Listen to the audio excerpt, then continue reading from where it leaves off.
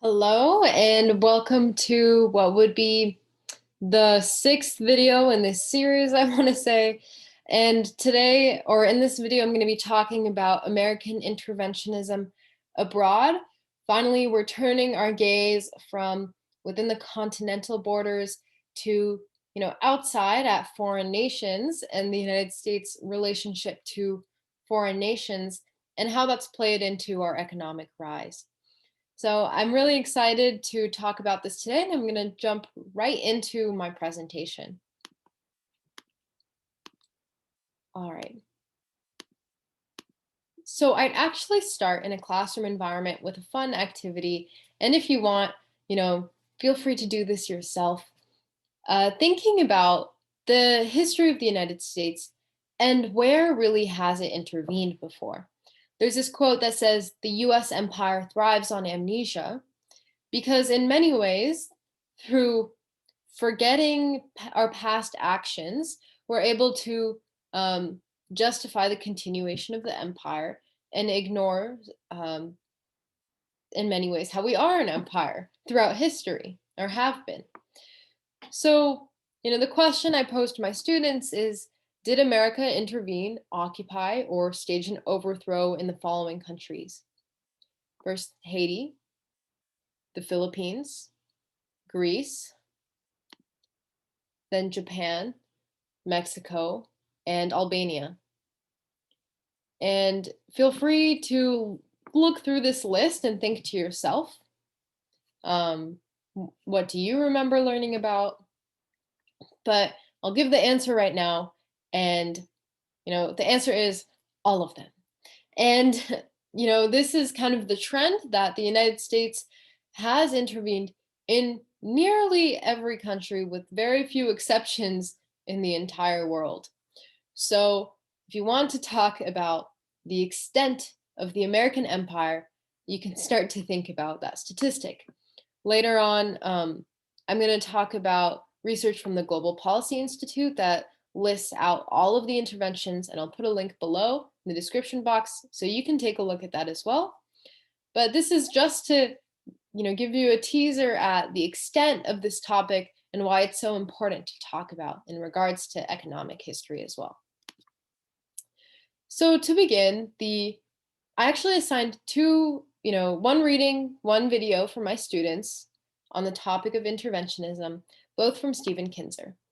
The first is his introduction to his book, Overthrow, where he does a really great job of just barely introducing the reader to, the history of overthrow, when it started and the different stages. And then the second one is his talk on his book, The Brothers, about the Dulles brothers, who played a very important role in leading foreign policy during the Cold War period. And together, these bring together a lot of really important information that I think convey a lot about American history and how it plays into our economic growth. So actually ignore these questions. I'm just going to do a brief overview of the really important points. Kinzer starts this history of interventionism with 1893, with the overthrow of the Hawaiian monarchy. And this is the very first regime change pushed by the United States. And he says this is the beginning of 3 stages of overthrow throughout American history. One is imperial, one he calls, covert operations, and the third he terms invasions. Of course, Kinzer in his book focuses explicitly on overthrows, but of course, interventionism is more wider spread than that. It doesn't always have to involve regime change. Sometimes it can involve kind of fomenting protest and difficulties or trouble in a country in order to create, an environment, the political environment that's to their need, support for dictators, et cetera, et cetera. I can't define it all here, but it's quite extensive. So, focusing on overthrow, however, Kinzer tells us at this point, America assumed the right to intervene by military overthrow. And, its intention here was defending the rights of American corporations as an institution to capture wealth and power.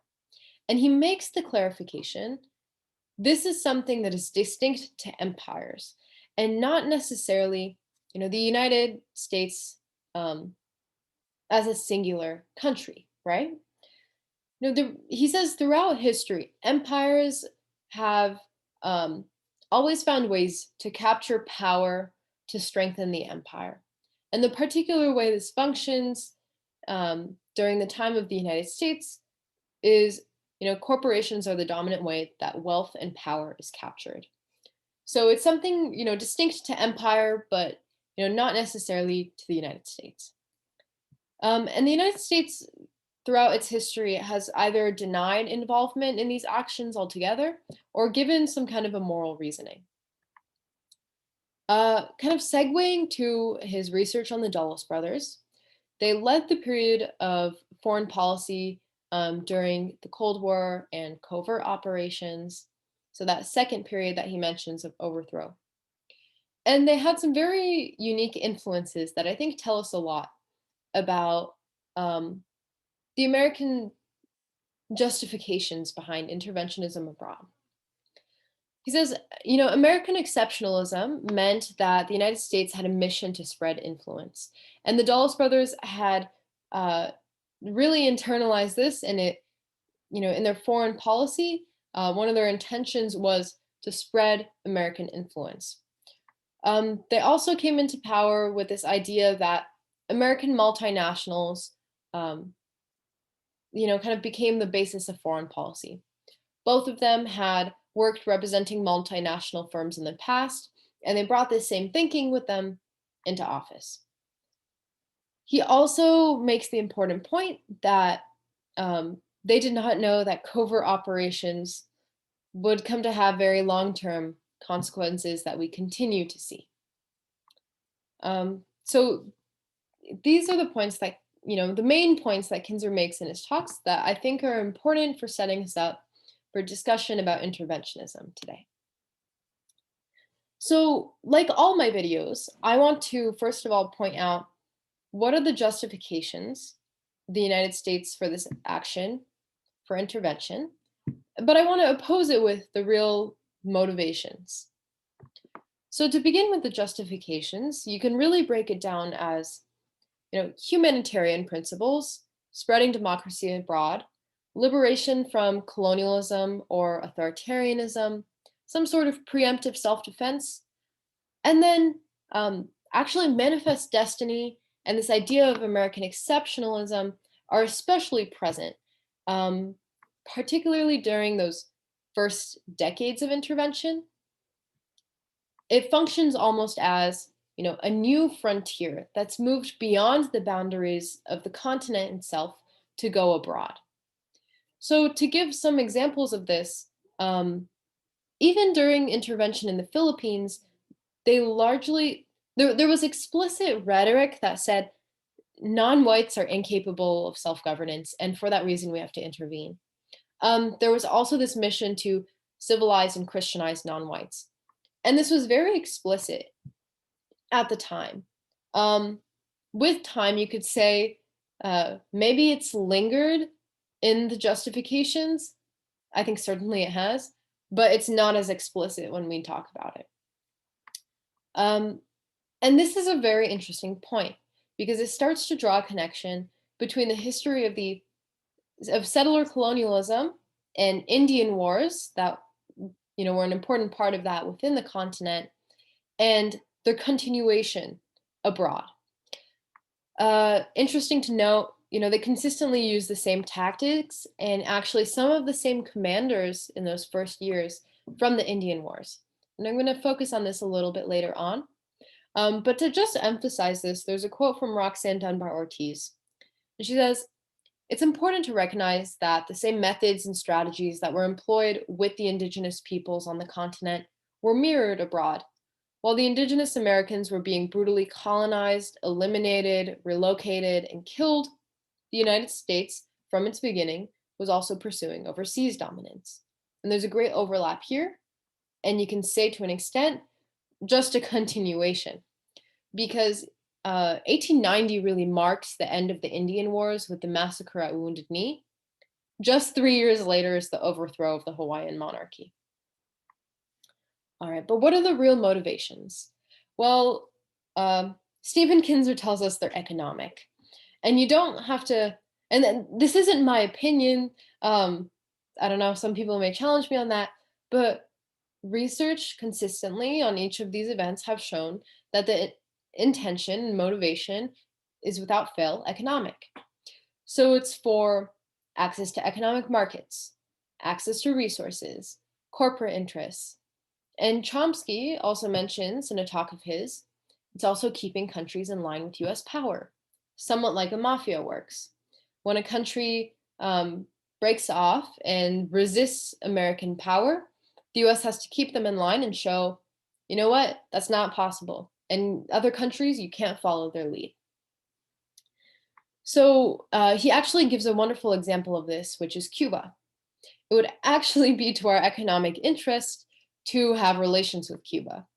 But if we did so, we would show that you can defy American power and you can get away with it.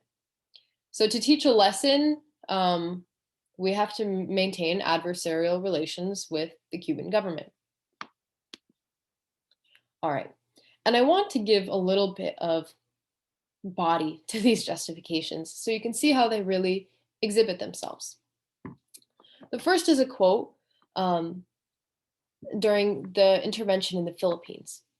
It says, "Did we need their consent to perform a great act for humanity? We had in every aspiration of their minds, in every hope of their hearts, nor can we now ask for their consent. It is not a good time for the liberator to submit important questions concerning liberty and government to the liberated while they're engaged in shooting down their rescuers." And he goes on to say that someday the Filipinos' children and children's children shall for ages hence bless the American Republic because it emancipated and redeemed their fatherland and set them in the path of the world's best civilization. So there's this rhetoric of saying the United States is a great liberator, is doing something moral for these people, while the intentions are always really at their core economic. And I'm going to talk about the case of the Philippines and the former Spanish colonies in just a minute. But this continues to the modern day without fail, and across party lines. So Bush said that America believes that all people are entitled to hope and human rights, to the non-negotiable demands of human dignity. America is a friend to the people of Iraq.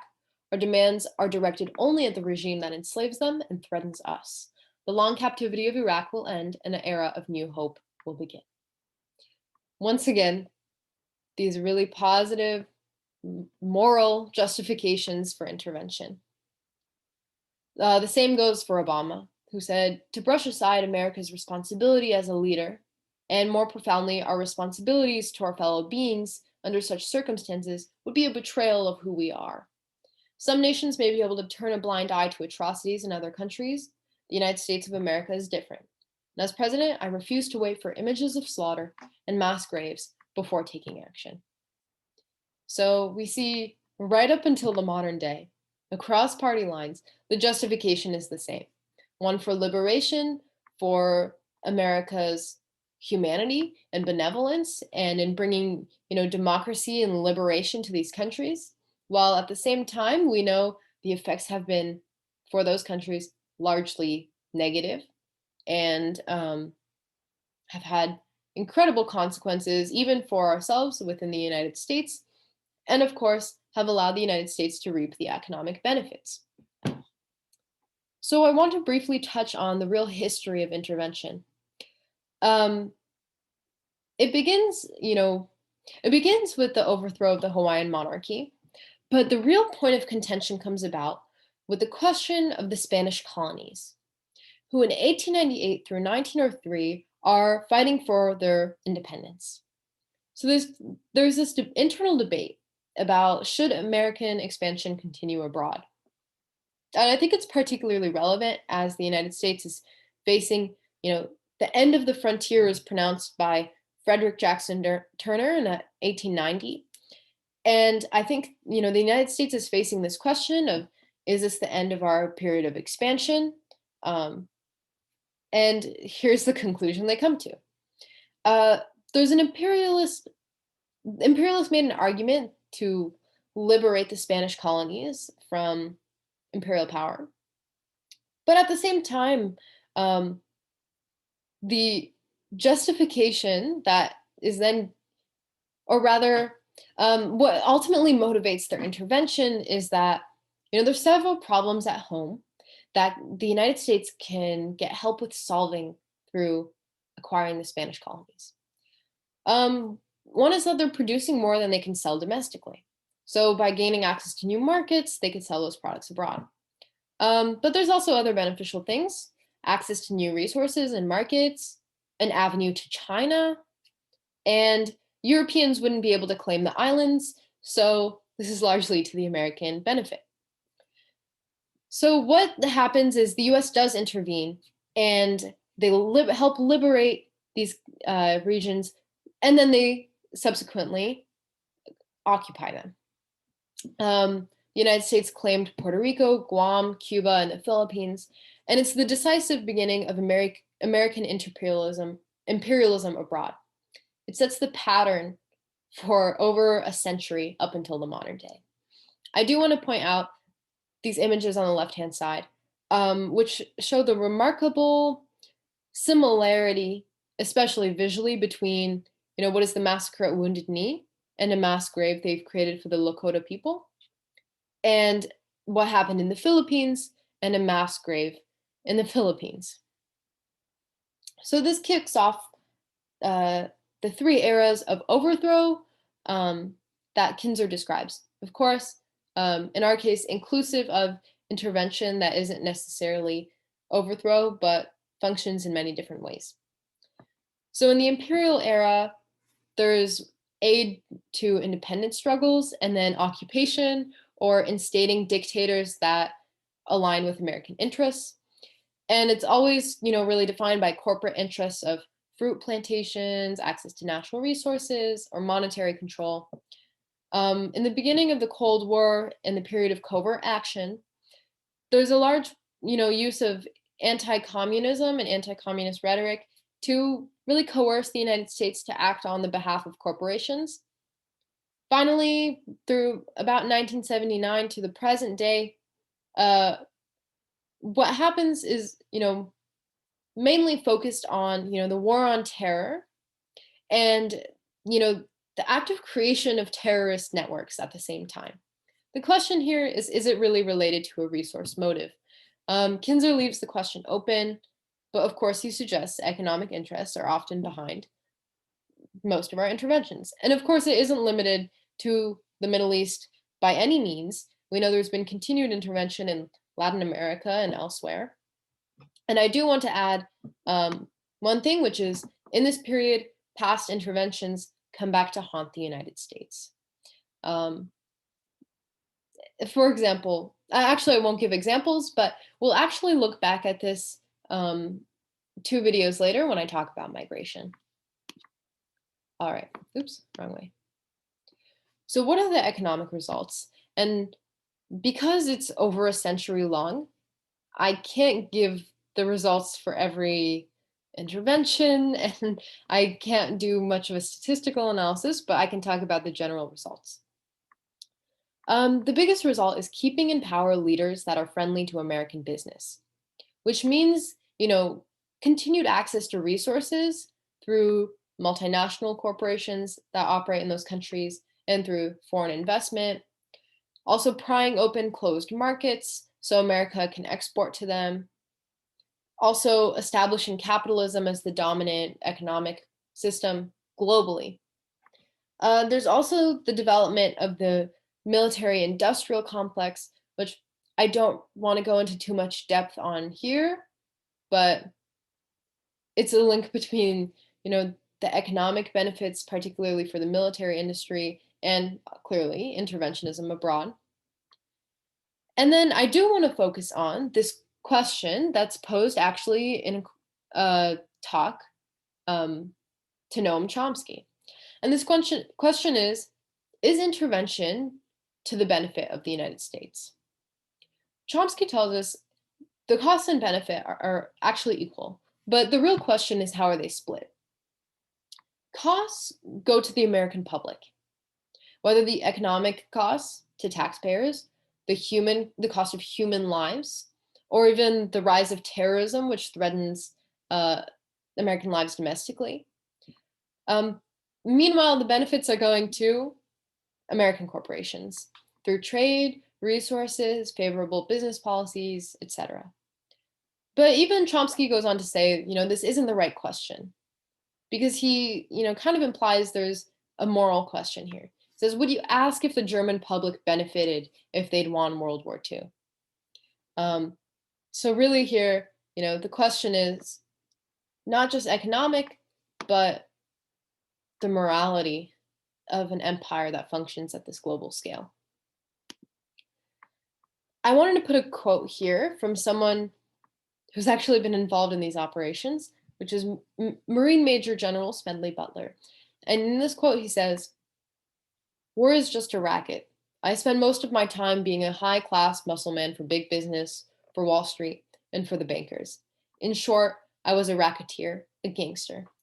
I helped make Mexico safe for American oil interests in 1914.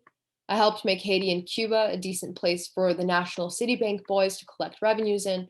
I helped in the raping of half a dozen Central American republics for the benefits of Wall Street. Looking back on it, I feel that I could have given Al Capone a few hints. The best he could do was to operate his racket in 3 districts. I operated in 3 countries. Continents. There we go. So I think this shows, the extent of, the acknowledgement from people who've been involved in these actions. And this map shows how far intervention has reached. Of course, it includes, US military and CIA interventions only since World War II, and focuses on US bombings, targeted countries, US government assassination plots. But there's a lot of countries in here that I think should not have been left out. Argentina, for example, I think many would argue is quite obvious why it should be included among interventions, if not defined as they have done it. But it shows, at least visually, the extent of intervention. And I included this quote here from George Washington, which I think presents an interesting perspective in saying that there will assuredly become a day when this country will have some weight on the scale of empires. So the question is, was this something that was part of the vision of the original founders to begin with? We know expansion was an idea or intention that came about from the very beginning, even with the first law of the Republic, the Northwest Ordinance, that laid out the policies for expansion. And maybe, has simply continued beyond the borders. I would have had my students look through this website that has a list of interventions and do some research of their own. I will briefly show you. This is from the Global Policy Forum, and it shows the history of US military and clandestine operations in foreign countries, which actually, in this, research goes before, the toppling the monarchy in Hawaii. And it shows that the wide extent of these actions, which continue, in this case, right up until, I think, 2004, but we know go beyond this. Yes. All right. And I don't want to go into too much detail on that, but if you're interested, I'll put it down below so you can go to the link yourself and look as well. I do want to touch on one more thing, which is the American territories. So through 1898 and the beginning of intervention through 1919, the United States began to establish colonies in Hawaii, in Alaska, in Puerto Rico, in the Virgin Islands, in Guam, American Samoa, the Marshall Islands, Northern Mariana. And, Two of these, Hawaii and Alaska, become states later on. But many of these have become American territories, or in other words, colonies. Uh, there's begun to be a lot of research on this topic, especially with this book, How to Hide an Empire, that if you're interested goes into detail on this. But, you know, I want to point these out because they represent an interesting conflict for the kind of anti-colonial message or narrative that the United States has. While the Constitution has no provisions for colonies, these were invented as territories under a new law, which essentially function like colonies. They have the ability to govern themselves, but not sovereignty, and the United States holds the ultimate authority over them. They have only one representative in the legislature each, and they have no formal constitutional rights, though they have constitutions of their own. Hawaii also became an exception because they had many white settlers, particularly sugar planters who were the predominant reason that the overthrow occurred. So they become incorporated. Same Alaska, I don't know as well, but Alaska obviously also reaches statehood. But ultimately, the US has sovereign rights for exploiting, conserving, and managing these territories. So they function, I guess in some ways you could connect it to, you know, the way that reservations function. Obviously, in the trust doctrine, there's a promise of sovereignty and also of their land being held in trust and protected. But given that those are both contested, I think perhaps you can draw some real connections here.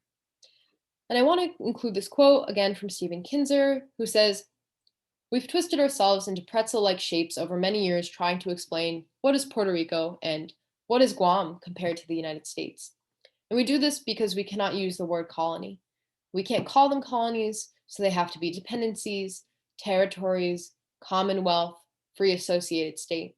We've gone through a whole vocabulary, a whole lexicon of vocabulary in order to get through this difficult minefield. And these, of course, stay our territories or colonies until the modern day."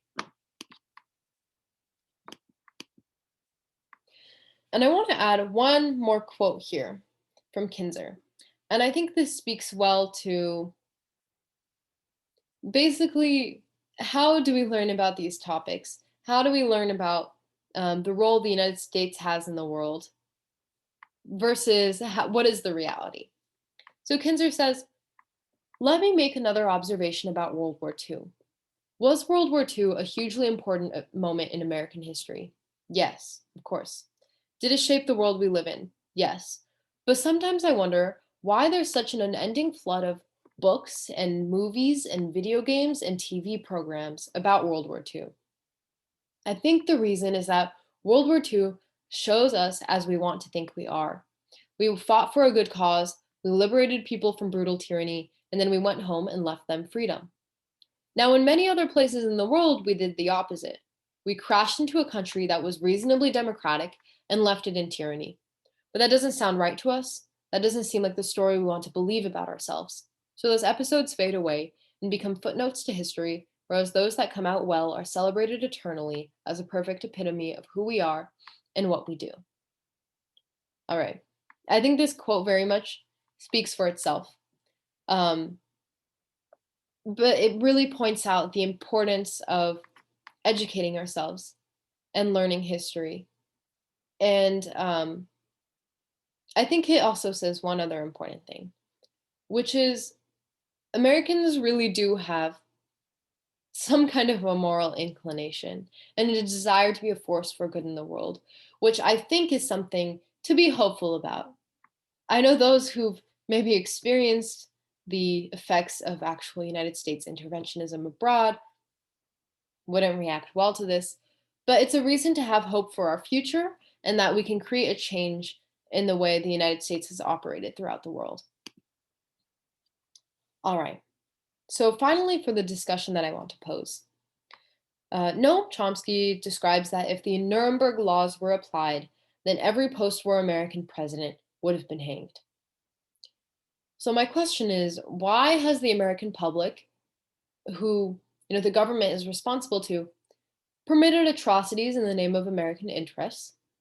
What does this say about the American people and our relationship with our government?